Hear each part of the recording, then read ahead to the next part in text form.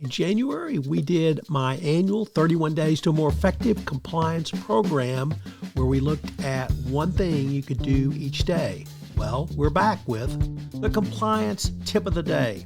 This is the podcast where we bring you daily insights and practical advice on navigating the ever-evolving landscape of compliance requirements.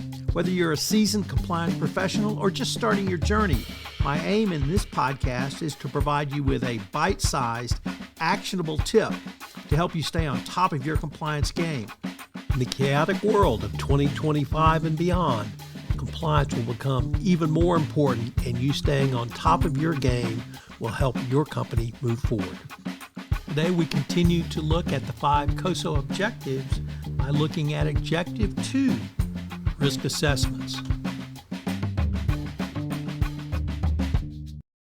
The COSO framework recognizes that every entity faces a variety of risks from external and internal sources. Objective 2 is designed to provide a company with a dynamic and iterative process for identifying and assessing risks. For the compliance practitioner, none of this will sound new or even insightful.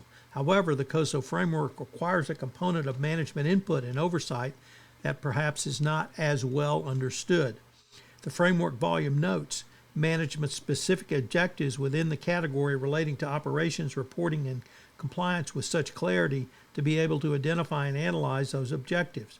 But management's role continues throughout the process, as it must consider both external and internal changes which can affect or change the risk that may render the controls effective.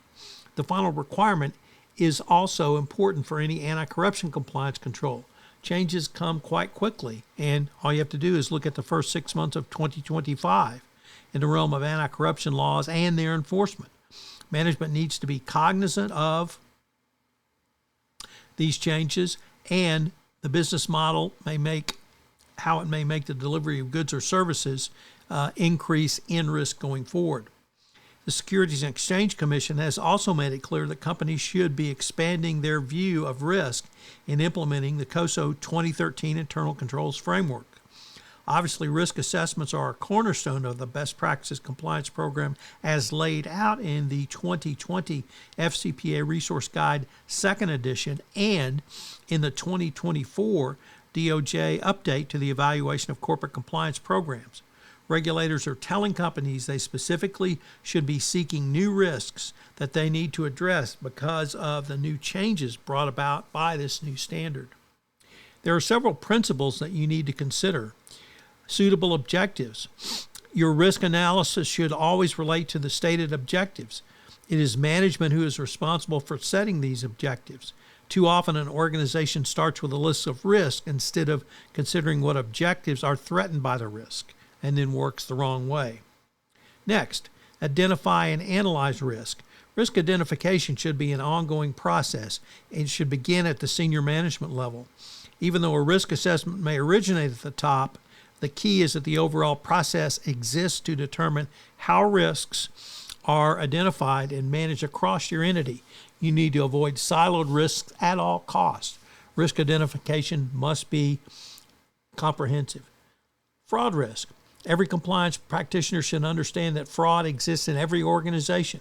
More of the monies that must be generated to pay bribes can come from characterized as a variety of fraud schemes, such as employee expense accounts, third-party contracting, and payments, and even fraudulent overcharging and pocketing of the differences of the sales price. Next, identification and analyzing significant change. It's really true if there's one constant in business, it will always be change.